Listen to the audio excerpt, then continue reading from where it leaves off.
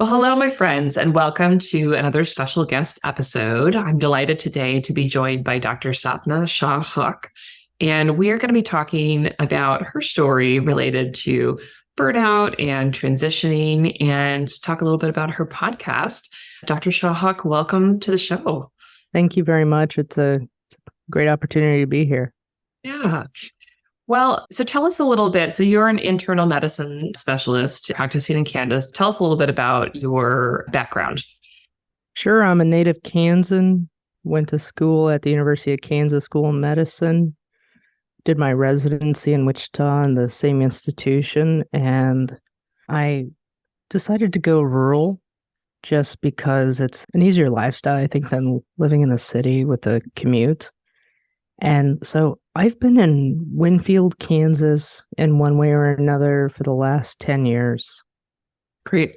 And we always start on, kind of on the podcast talking about our stories in dealing with burnout or overwhelm or anxiety, because I find that within medicine, we don't get enough opportunities to really talk about our lived experiences. So share with the listeners kind of your story and what that looked like for you. Sure. Yeah. Thank you. So coming out of residency, I knew that I had signed up for kind of like the traditional internal medicine, right? Inpatient and outpatient, or what it was framed at that point in time was a comprehensivist doing inpatient and outpatient. And being in a rural setting, we're 45 minutes from a relatively large city for Kansas. We're 45 minutes south of Wichita. And so what that means is that we stabilize patients and we could keep them if we felt comfortable. So running a vent, running pressors, coming out of residency, felt very comfortable doing that. I was one of 3 internists in the area, and we pull from about a 120-mile radius. Wow. So we got patients from northern Oklahoma and, quite a far reach outside of our area. Reason being, Kansas is a very rural state. So what does that mean in terms of medicine? Coming out of residency it was fun, right? Because I did inpatient, I did ICU, I did consults. I also admitted my own. The first 6 months was not a problem because as I was building up the outpatient clinic, I had fun in the ICU. My residency, I had fun in the ICU as well. When it came to be a problem was when I had a full clinic and I would say full patient load in the hospital as well. What did that look like? About 18 to 20 patients in clinic plus the hospital. Yeah. And again, I'm admitting my own. Most of the patients were in ICU. I was consulted. And then also I got consults from the other docs. So surgeons or family practice. And so that extended my day. There were nights where I wasn't going home until 8, 9 o'clock. Yeah. I was getting called at all odd hours of the night. Yeah. And unfortunately, the problem that happened was when I would get called on my weekends off or even on vacation. And there was a culture of you don't say no, you go in and help. Yeah, because you want to take care of your patients, right? Like, isn't that what you want? Yeah, exactly. And I don't mind that.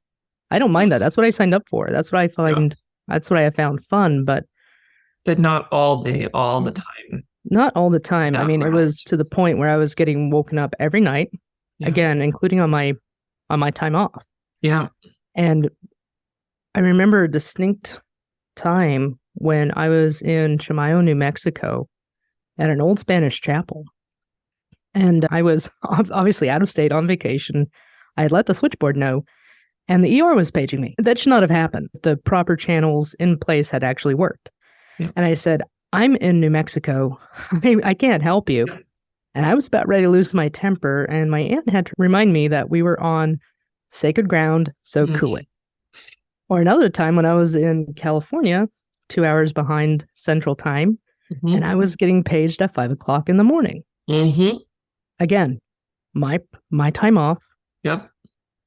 And so when I tried to discuss that, well, your generation just doesn't like to work. No, No, no. no. And this was from another physician, not admin. It's not that I don't like to work. It's that I also understand that there's more to life than work. Yeah. And even if you didn't quote unquote understand that, you also need rest. You What's also that? need off time, right? Wow. Oh, Yeah, what a barb, right? Like just you don't like to work. yeah. It's such a common sort of toxic mindset, right? That's been inherited for, I think, a lot of generations of doctors, right? And I don't know about you, I'm a elderly millennial. I'm like at the top of the oldest millennials. So I can see, some generational differences, but what are we doing when we are putting phrases like that out there of you just don't like to work when you were literally in a different state on vacation? Yeah, I think it's that mindset of, well, I did it and I'm Right. here and I'm fine. Right. But we also have to look at, sleep deprivation is a torture technique. Right. And why are we glorifying that in medicine? We Yeah. know that and we don't want an impaired physician with substance. Right. We know that sleep deprivation is equal Equivalent. to, if not worse, than intoxication. Yeah. So why are we glorifying that? It makes no sense to me. Yeah. And in addition to that, we're dehumanizing. And if this ruffles the listener's feathers, I'm not trying to do that. But let's be honest, it's dehumanizing the physician. I mean, I would not tell my medical students or my residents who have busted their tails, have jumped through all the hoops, Yeah. that you just don't like to work. Yeah. I mean, that's a lie in itself because we know how rigorous the training is. And if nothing else, it's gotten even more. Maybe Mhm. not the long hours, but the amount of knowledge that we have to know because the amount of medical information and the subspecializations of everything. Yeah. Yeah. It's a lot. It's a lot, right?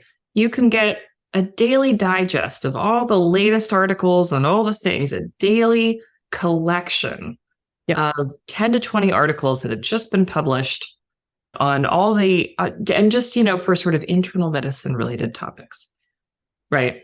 Like, yeah, the volume is so much more immense, and our ability to access it immediately, and therefore the pressure is so much more intense. Yeah. Yeah. And what do we want to pass down, right, to future generations? What do we want Right. their expectations to be about their life?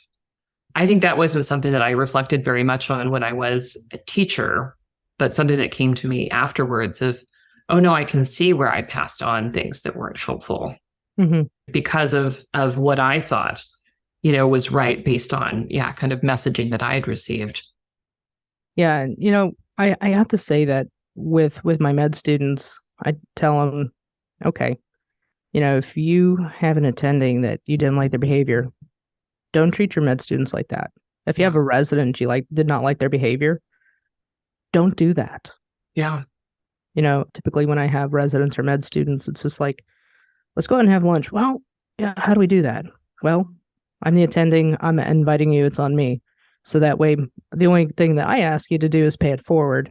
When you see somebody struggling, reach out. When you see somebody that is maybe having a hard call and you're with them, you're their senior resident, you're the attending, you're the intern, and you see a medical student struggling, step aside and talk to them. Like, don't be the human. Yeah, exactly. Yeah. Yeah. Forget the rank because you teach me as much as I teach you, sometimes even more. And be the example you want to see and to set. It's so powerful. I'm glad that you shared that, because I mean, what you're really talking about is breaking up, kind of, we have this term generational trauma, right? But this is generational hierarchy, right? This is, well, we passed this down, right? This is how I learned, and this is how you're going to learn. And I suffered in this way, and you're going to suffer in this way. And, and here you are being a voice that's saying, no, not only am I not going to do that, but I'm also going to point out, that this is not the way that, you want to perpetuate things when you are in a position of teaching to the medical students, to the residents, because eventually they will be, right? Exactly. Whether they're overtly teaching or not. Like we all become teachers in some respect. Yes. Yeah. Yes, absolutely. Yeah. Okay. And so you were in this time where, all these inappropriate phone calls, right? You were getting pushback if you tried to say no. Tell us sort of what happened for you when you kind of realized that like all of this was kind of just too much. What did you do? Yeah, the straw that broke the camel's back was when my mom had a pretty major stroke in March of 2016. And she just retired. She is a retired Spanish teacher, so she was very well versed in the Romance languages, reading and writing. The stroke left her unable to read and write, and she needed 24-hour care. She was still a walkie-talkie, but again, the impulsivity. She went from driving to not. She went from being able to, cook Thanksgiving dinner since we just got done with that holiday to barely able to get her own cup of water. Yeah. So that's life-changing. Mm-hmm. I asked my partner, another physician, okay, I really don't know what to do. I really want to go up there and just be with her. The answer I got was, well, what is that going to change? And so for me, that was, the writing was on the wall. Yeah. And I changed to a position where, well, I left and I changed to a position where it was outpatient only and Monday through Friday, no call. And that way I could be with my family. And they were quite accommodating. I'd like to point out that the mix of physicians has changed in the initial place that I was. Mm-hmm. It is now about 50% male, 50% female. Mm-hmm. And the age difference is I'm not just one of the younger physicians. It's a better mix. Yeah. So I think that also adds to the culture. Yeah. Yeah. Because as the mix changes, of course, what people hang on to, and the things that they pass down and the things that they say to each other changes, right? At least there's an opportunity for it. Right. And that's much more likely to occur compared to, and I don't care if this offends, like a bunch of old guys, right? A bunch of old white guys kind of running the show, which unfortunately has been the culture for many places for many years. And now, as more women come in, as we have, more racial ethnic diversity, as we have more, gender inclusivity, right, there is opportunity for changing language, for, pointing out things that we didn't realize were oppressive systems before, that we can recognize, do we really want to be a culture that you should get paid when you're on vacation? Like, does anybody really want that? And it strikes me, I've heard a lot of sub specialists, right, tell me that they would always get paged when they were on vacation because like they were the only person who did, this very, discrete kind of surgery, for example. And that's a different challenge, but for a generalist to not have the ability to go, I mean, there's no real reason for that other than culture. This is how we do things. Yeah. Yeah. I would agree. I will say this is that there were systems in place that were failing, right? Mm-hmm. The switchboard, things like that. Yep. And one of the things that I did say when I transitioned from one position to another was that you have to have some things in place. Mm-hmm. And one of that is a better way to know who's on, who's off. Mm-hmm. You have to have a hospitalist because the model that you have is not sustainable. Yep. Not with those volumes. No. Yep. And they were wanting to grow the services and like the subspecialties in the area. I said, it's not somebody's having chest pain, admit to Dr. Shaw and have her consult cardiology. That's not a plan. That's dumping. Yeah. So I'm not going to do that. And after that, about a year later, they were looking for a hospitalist crew. Mm-hmm. Mm-hmm. And so initially that's the way it was. And family circumstances took me away from the same place I am now. Mm-hmm. I came back in order because I wanted to raise my kids in a small town. The crime rate is less. I mean, this is really Mulberry, where I'm more scared of wildlife than the people of that. And I'm not scared of the wildlife, but just to put things in perspective. But now, coming back, I'm part-time.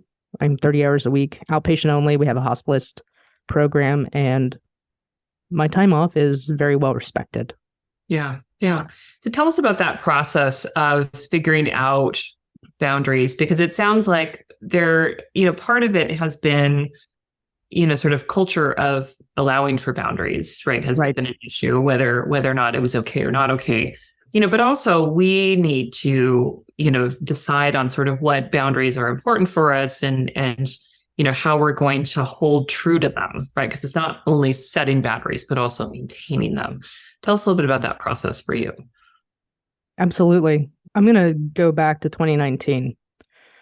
2019, my son was about a year old, and I had another one on the way. And I was working 5-6 days a week. My choice, self-inflicted. I'm going to own that. But unfortunately, I lost my best friend and colleague to suicide. And she was also a physician. She took her own life in her office. And it was unexpected. And at that point, it's just like, what the hell? Yeah. What happened? Where did this come from? And that really makes you think about what am I doing? What am I doing with my time? What am I doing with my life? I don't want to be working in a system that would allow that. Yeah. And we really don't know the reason, but I know that she did not get the help that she needed because of fear for professional repercussion. Yeah. That was the second time I considered leaving medicine. I did not, because I found a way around it, in the sense of, okay, what's important to me? That's where boundaries started becoming really important. Okay, what's important to me? What's important to me is my family. And when I'm off, I'm completely off, because I have young kids. I have a family. I want to be there. I want to be there for their events. I want to be there for my mom and the extended family. Yeah. We have a very close-knit extended family. Okay, why do I want to stay in medicine? Because truly, I love taking care of patients. I love internal medicine. I can't imagine myself doing anything else in the medical field. Yeah. So I decided that I would come back to rural Kansas. I still stayed here, 2-3 weekends a month. Outpatient only. But now I decided, okay, I negotiated a position where it was part-time. It was 3 days a week, outpatient only. Again, we have a hospitalist program. When I'm off, I'm off. When I'm on call, I'll take the calls. Yeah. But otherwise, I'm not obliged, nor is anybody else in this situation obliged to take that call. Yeah. Do you turn your pager off? I don't have a pager. I have my cell phone. We don't have a pager anymore. Yeah. Yeah. So we could turn those devices off. we could. And, if I'm not on call, I let the phone sit. Yeah. It's not important to me. What's important to me is being with my family and with the crazy animals we have. But what does that have to do with boundaries? I delineate what I wanted my home life to look like. I delineated what I wanted my professional life to look like. And I negotiated that. It was a mutual fit. I can see this. I can see myself doing this for the next 10, 15, 20 years. So for me, it's sustainable. And I'm going to stick to those boundaries of, this is what I will do, this is what I won't do. Because when I don't like myself. Yeah. I don't like the version of another Sapna that I become. It's very irritable. It's very type A personality, even more so. And it's miserable not only for me, but for those around me. Yeah. And I don't want that for my kids. Yeah. Well, I want to highlight what you said, which is that we can still, love medicine, right? We can love the work that we do and still be drowning by, there's too much of it. Because I think sometimes we'll treat those things as mutually exclusive, right? Like either I love taking care of patients and I'm willing to do it all day, every day. And sure, call me, any time of day, even if I'm halfway around the world, or, I don't want to work, right? Like that's often how it's presented to us, that it's like, no, I can love this work and I can decide I'm going to limit it to, these circumstances, to these hours, to this scope of practice, like whatever that works for you, right? Like there could be a world where you might still enjoy, taking care of a few patients in the hospital, but it's going to have to come at fewer patients in the outpatient setting, right? It's like there have to be those trade-offs, which we don't always have a lot of control over. So looking at the situation and deciding, okay, with this set of context, right? Mm-hmm. What do I want to do? Right. And similarly, like when it comes to our kids, like even though we love our kids, most of us probably don't want to spend 24 hours a day with them. We need to, some breaks sometimes that we're not with it. It's the same duality and it's not wrong. Correct. And, going back to one of the things that you were talking about as culture and medicine shifts, we also have to remember more than 50% of the medical student classes are female. Mm-hmm. But who's at a higher rate or higher risk of burnout? Women. Yep. Who's at the higher risk of suicide in the medical profession as a physician? Yep. Women are 2 times more likely than the male colleagues to die by suicide. Yeah, to successfully complete suicide, yes. as it's called, right? Yes, correct. And now, if you look at those statistics compared to the general population, it's usually men are more successful at completing, not women. Yeah. So what does that tell you? Change the dynamic. Yeah. What does that tell us? Yeah. That tells us that we still have a lot of work to do, because if we want those women to stay, and it's not that they can't be successful on their own. I'm not saying that at all, because look at how far we've come. Yeah. But we have to change the culture, because the culture that still exists in medicine is based on an archaic idea where men, unmarried, lived in the hospital, thus the term residents, and they dedicated that portion of their lives to taking care of patients. Yeah. And that is not the case today. And then when they did, graduate from residency, when they did go out, then they had a stay-at-home partner nearly all the time, and they were never present in the home. There were very different circumstances. And when we came into the profession as women, we weren't allowed to put down any of the traditional responsibilities or, any of the traditional tropes, that we think of women. Like we're still expected to contribute cookies to the potluck and to smile, to be the nice one and the easy one to work with. And no, you won't get a chaperone / helper for, any gynecologic care. There's lots of things that we've held on to there that are working against us still. And it takes work to undo. Yeah. And I always say, for example, Halloween, both my kids asked, "Mommy, why weren't you at our class party?" All the other moms were. And I said, "Well, Mommy was taking care of sick patients at the office." "Oh, okay." Like mommy was being a doctor. Yeah. Maybe next time, or I can contribute in a different way. But if Mommy has to work, Mommy's going to work. But didn't I take you trick-or-treating? Well, yeah. Didn't I get you your costumes? Well, yeah.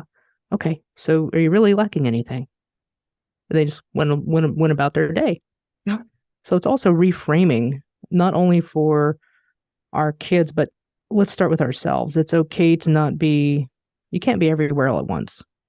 So do what you can and forgive yourself for the rest, or just not really forgive yourself, but in the words of Elsa, let it go. That's true. And decide for yourself what you want to let go of. Yeah. Right. Because that's also going to be different for each of us, right? Like what we find important in our work, in our home life, in our parenting, in our partnerships, right? All of that is going to be different and look different for each of us. And that's okay. Yes. Like I decided when I became a parent, like I'm never going to care about PTA stuff. It's not my bag. I don't mind giving them money, but I don't ever want to go to a PTA meeting. And I'm holding true to that because it just doesn't appeal. I'm like, nope, no committees, no meetings. Exactly. That's fine. And that's not how, I see many other parents operating. That's fine. But I have to decide for myself that that's okay. Even though, right, the thoughts creep in of like, well, you should be doing more. Because we can always have that thought. Right. But again, let's put it this way. If it's on your free time, right? Kind of like when I was on vacation, I shouldn't have been getting called. Mm-hmm. When it's on your free time, and if it doesn't fill your cup, don't do it. Don't do it. Yeah, just don't do it. Give yourself that gift. Decide for yourself. Exactly. Yeah. Well, this has been really helpful for somebody out there who's listening to us talk and they're finding themselves in your story, and they're in a place of struggle where it feels like things are too much, even though, they still think they have a love of medicine. What do you want them to know? Like, what would have been helpful for you to hear at that time? That's a great question. I think a few things. One, no is a complete sentence. I mean, we know it. It's hard to practice. Mm-hmm. And really until my mom's health went south, I didn't hold true to that. Yeah. Boundaries are important. And you might get pushback. And that's just because you're not doing what other people want you to do. Yeah. Boundaries are not evil. They rub people the wrong way because they can't get out of you what they want. But boundaries are what they've gotten in the past. Exactly. Yeah. Exactly. But if you have two limited resources, and that's time and energy, how do you want to spend that? So boundaries help with that. The other, I think the biggest part is sitting down and looking at what do you want out of life? And once you construct that, for example, for me, it was I want to be able to keep my kids home and not in daycare. So we as a family, we arranged that. Mm-hmm. We were working off each other's schedules. Mm-hmm. But that was important to me. So I chose to go part-time. That way I could balance my personal life and my work life. So know that it is possible, but you have to take the time and list out what's important to you as far as a family, as far as professional, as far as financial. And once you understand that, in addition to your core values, that'll really help in developing those boundaries, help in developing that ability to say no, and help with that ability to carve out the space you want in life. Yeah. Yeah. And to figure out, okay, well, if these things are very important to me and these are my priorities, how will I make that work? Right. Rather than feeling the pressure of everybody else's expectations and everybody else's ideas about the way that things should go, and maybe fitting yourself in last. Right. You need to put yourself, you need to put your needs first. Yeah. And that's not selfish. That's very reverse of the way we've been taught. Yes. It's not selfish. It's necessary. It's important. It's the number one thing that is important, right? Your own health. Yeah. Mental, physical, spiritual, emotional. Yeah. And I think that's the reason why we make the worst patients, is because we put things off for so long. Oh, it's fine. No, it's fine. And it's not fine. And it's not fine. Well, this has been such a wonderful conversation. I know that you have a podcast. I'd love for you to share where people can, find your podcast and what you talk about on your show. Sure. Thanks for that question. It's called The Worthy Physician, and you can find it on all major podcast platforms, including YouTube as well. Or you can go to theworthyphysician.com, and blog posts, the episodes, and free resources are there. Great. And we'll have links to that in our show notes so that people can find you. Sapna, thank you so much for joining me on this conversation. It's a pleasure to talk with you. And I'm really grateful for all the little nuggets that you shared in your story. And, as women physicians, working together to change the culture and change the way that we think about our lives, I just want to say thank you for the work that you're doing. Absolutely. It's been a pleasure. Thank you. Yeah. All right, my friends, thank you so much as always for joining us on the show. Please go check out The Worthy Physician and theworthyphysician.com to learn more about Dr. Sapna Shah-Haque. And until next time, take care.